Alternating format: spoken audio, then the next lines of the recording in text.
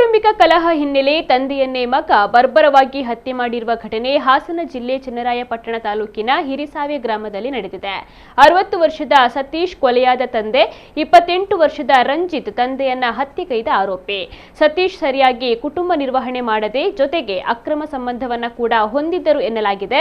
ಇದರಿಂದ ಬೇಸತ್ತಿದ್ದ ರಂಜಿತ್ ಹಾಗೂ ಆತನ ತಾಯಿ ನಿರ್ಮಲಾ ಕೆಆರ್ ನಗರದಲ್ಲಿ ಪ್ರತ್ಯೇಕವಾಗಿ ವಾಸವಿದ್ರು.